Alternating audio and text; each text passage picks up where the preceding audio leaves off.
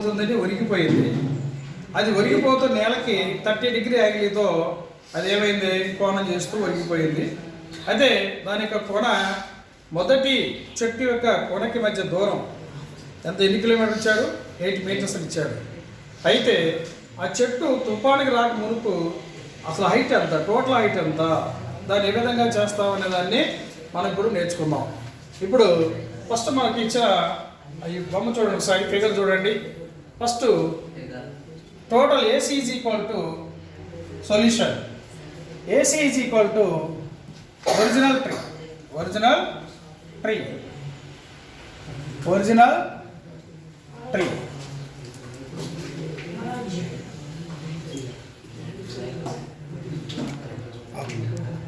ఇక్కడ BC is equal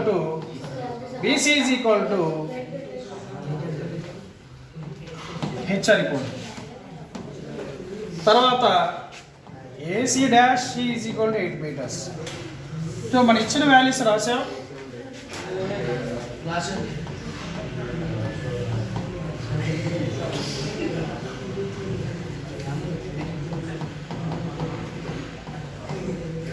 so మనకి ఏమేమి ఇచ్చాడో ఆ వాల్యూస్ కూడా ముందు మనం ఏం చేసాము, సబ్స్టిట్యూషన్ చేసాం.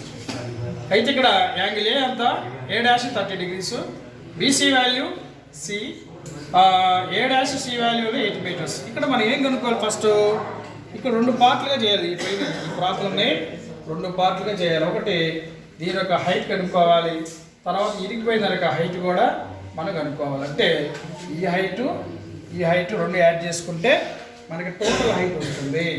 సో దానికోసం మనం ఏం చేస్తామంటే దీని యొక్క హైట్ ఫస్ట్ కనుక్కుందాం. ఇదల్లా ఆపోజిట్, ఇదల్లా అడ్జసెంట్, ఇదల్లా హైపోటెన్స్. సో ఫస్ట్ది tan 30 value, tan opposite by adjacent. tan 30 value ఏంటంటే 1/√3. ఆపోజిట్ అంటే BC. So BC value BC by A dash C.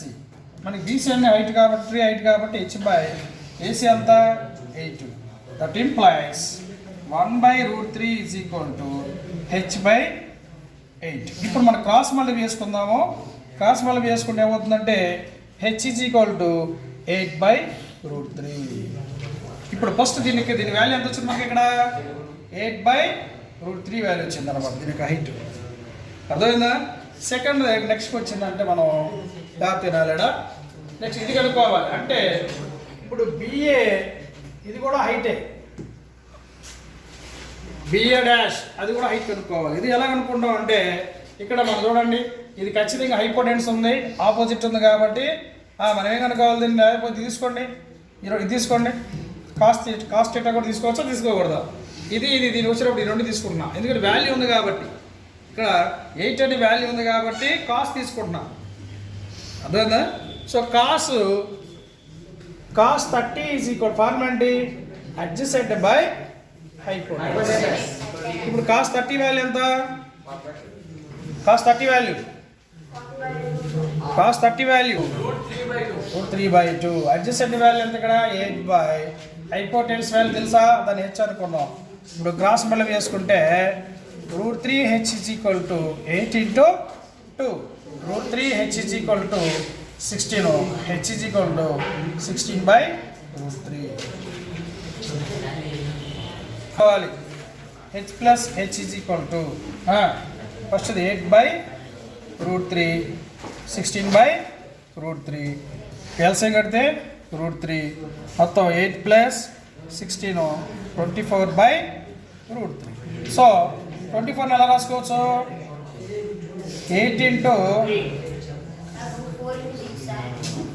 √3 × √3గా రాసుకోవచ్చు. /√3 క్యాన్సిల్ అయిపోతే ఆన్సరు √3. H యాడ్ చేశారు, అది అర్థమైందిగా. సరే బెటర్ అది అర్థమైంది.